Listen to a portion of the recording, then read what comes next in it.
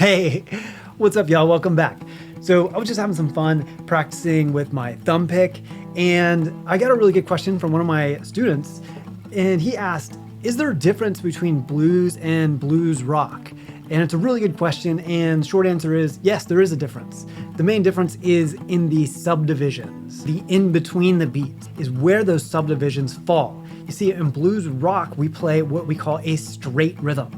And in blues, we play what's called a shuffle rhythm. So the difference is, in a really basic sense, it's this sound. So this is shuffle, 1 and 2 and 3 and 4, and here's straight, 1 and 2 and 3 and 4 and 1 and 2 and 3 and 4 and. In a straight rhythm, the ands are exactly in the middle between the beats.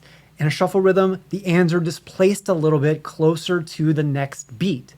I played two kind of intros to some Stevie Ray Vaughan songs that I love playing. I used the different subdivisions, the shuffle feel versus the straight feel to kind of demonstrate the difference. The other thing is I'm using this metronome in a different way that you guys might not be used to. So for straight rhythms, I am doubling the BPM.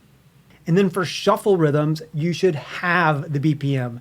So when you have that straight rhythm and the subdivisions are exactly in between the beats, by doubling your metronome, you can hear where the subdivisions are. You can hear exactly where the subdivisions fall in between the beats. So if something's at 120, like this, right? This is our straight rhythm, our straight shuffle that we're doing. Okay. Now I'm playing twice as many notes as it's clicking. Now that's at 120. So if I double it at 240, then it'll be clicking exactly every time I play.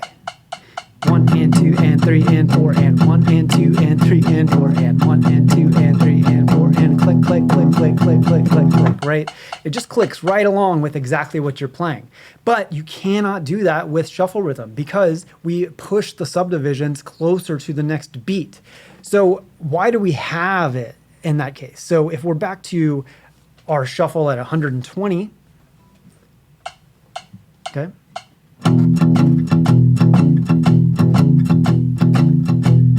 Okay, you could practice it like this. Okay, you could practice it like that with just the straight, with the downbeats playing, but there is something that happens psychologically when you have the beats. So now I'm going to put that back to 60. And here's the trick. Instead of placing these beats on beat 1 and beat 3, because it's halved, right? We're going to actually place those on beats 2 and 4. And this is kind of like a psychological trick that helps you feel more of like a swing rhythm. Swing rhythm is more in jazz, and when we play blues, we call it a shuffle rhythm. It's exactly the same. But what we want to do is have this clicking at beats 2 and 4. So it sounds like this: 2, 3, 4, 1, 2, 3, 4, and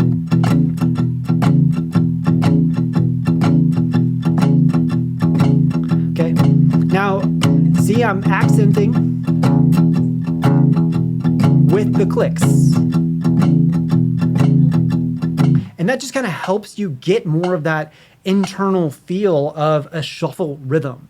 So that's the difference. It's shuffle feel versus straight feel. And remember, when you practice straight feel, double those BPMs and it'll help, the metronome will help you click in with that rhythm. When it's a shuffle feel, halve the BPM, put it in half, and then try to feel those clicks on beats 2 and 4. Now, if you're just doing this for the first time, guys, it's going to be really hard to do that, getting those beats right on beats 2 and 4, or even counting out loud with it. So you might want to just start with doing it, clicking with it and counting.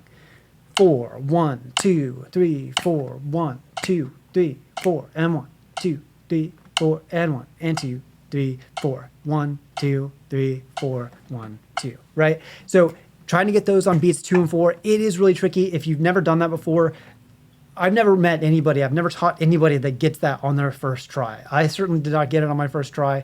It took me probably a couple weeks of practicing counting with my metronome, just counting, not playing, before I was able to even count to get those clicks on the right spot. Because naturally you're going to want to start doing this like 1, 2, 3, 4, 1, 2, 3, 4, counting on the 1s and 3s where the clicks are.